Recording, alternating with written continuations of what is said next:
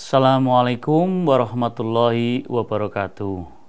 Kembali bersama saya Edi Hartono dari Program Studi Teknik Sipil Universitas Muhammadiyah Yogyakarta. Kali ini saya akan menyampaikan topik mengenai stabilisasi tanah dengan semen. Nah, stabilisasi tanah dengan semen itu mempunyai kelebihan. Yang pertama, meningkatkan kuat geser dari tanah. Berikutnya, dapat meningkatkan daya dukung tanah, mengurangi kompresibilitas dari tanah, kemudian tahan terhadap perubahan lingkungan. Di samping sebelah kiri, gambar ini adalah hasil dari penelitian di mana nilai indeks dari tanah itu signifikan berubah menjadi lebih baik dengan adanya stabilisasi dengan semen. Ada sedikit kekurangan dari stabilisasi dengan semen, di mana ini tidak cocok untuk tanah organik seperti gambut dan tanah dengan kandungan sulfat yang tinggi. Jenis tanah yang cocok diantaranya adalah lempung dengan kadar air sedang hingga tinggi dan tanah granuler. Ya, ini cocok sekali untuk tanah granuler. Nah, kenapa di dalam penggunaan semen ini bisa meningkatkan hal-hal yang saya sampaikan tadi? Jadi ada 4 proses di dalam stabilisasi dengan semen, dan ini merupakan stabilisasi bahan kimia yang paling lengkap dalam proses reaksinya. Ada pertukaran kation, ada flokulasi dan aglomerasi, hidrasi semen, dan reaksi pozolanik. Apa itu pertukaran kation? Jadi dalam proses reaksi semen dan tanah itu ada ion kalsium dari semen yang menggantikan atau bertukaran dengan ion di dalam tanah ya. Sehingga dia bisa mengurangi sifat plastisitas dari tanah. Kemudian dalam proses flokulasi dan aglomerasi dari partikel tanah tadi itu bereaksi dengan semen sehingga membentuk sebuah atau antar partikel-partikel dari tanah kemudian diikat bereaksi dengan semen sehingga menjadi agregat-agregat yang lebih besar. Di dalam proses penelitian biasanya kita lihat uji dari gradasi itu tanah menjadi semakin besar.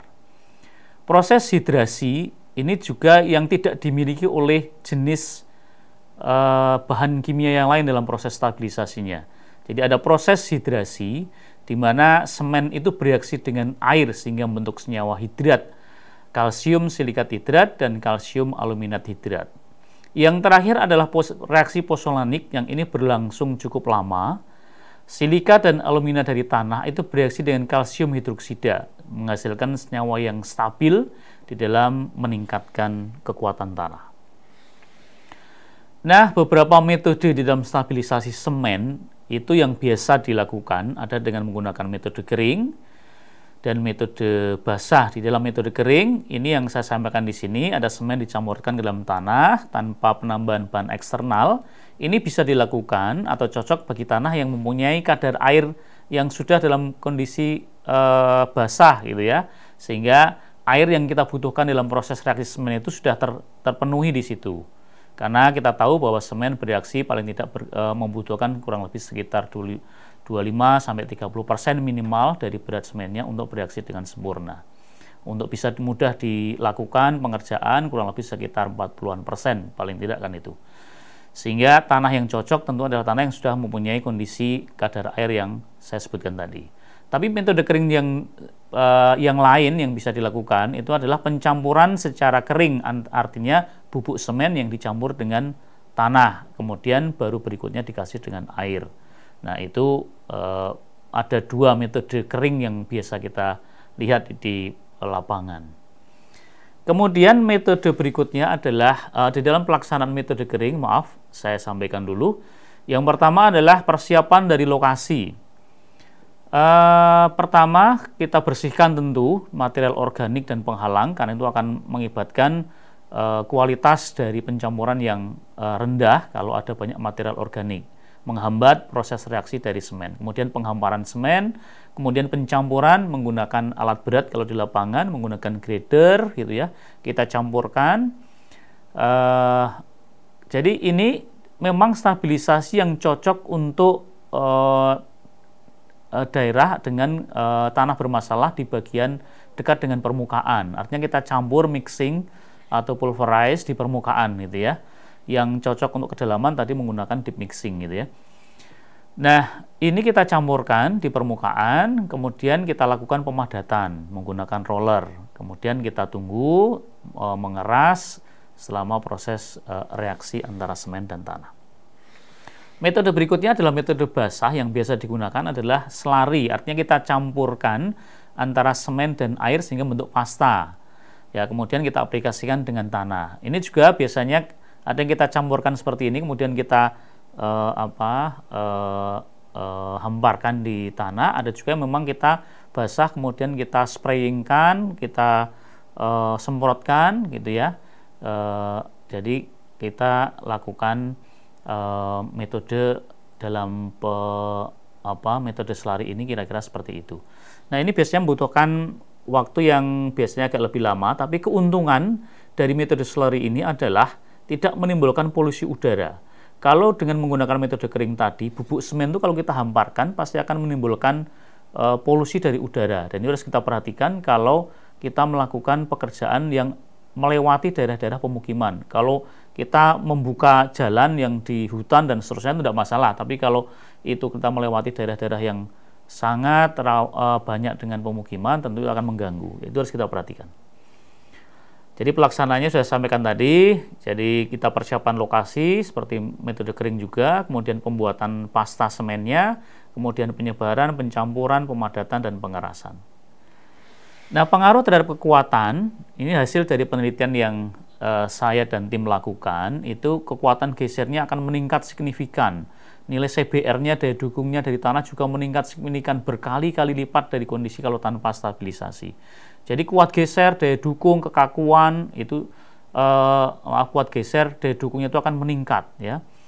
Jadi itu efek dari stabilisasi tanah dengan semen.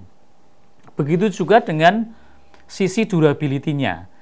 Jadi kita harus memikirkan itu karena kalau kita melakukan stabilisasi tanah bisa saja dengan metode atau chemical yang lain itu secara kekuatan itu akan meningkat signifikan, tapi belum tentu durability-nya itu dalam jangka panjang akan tahan.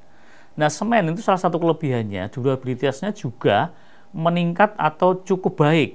Jadi efek dari stabilisasi tadi akan meningkat dalam penelitian saya ini dengan kurang lebih sekitar ya 6-10% semen itu penggunaan itu sangat cukup menghasilkan atau sukses meningkatkan durabilitas semen cukup tinggi dari zona yang tadinya durability-nya sangat rendah. Kalau kita lihat di dalam gambar tersebut, dalam gambar tadi ini yang di sebelah kiri itu durability-nya sangat rendah kemudian meningkat menjadi sangat tinggi, itu dengan proporsi mulai dari sekitar 6-10% semen.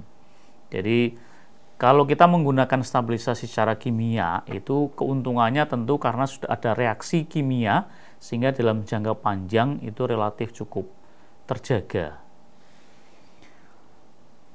Nah, sebagai penutup saya sampaikan bahwa stabilisasi tanah dengan semen ini adalah metode yang cukup efektif terutama pada tanah-tanah granuler sampai tanah-tanah berbutir halus yang dengan permeabilitasnya yang masih cukup tinggi, tidak sangat rendah gitu.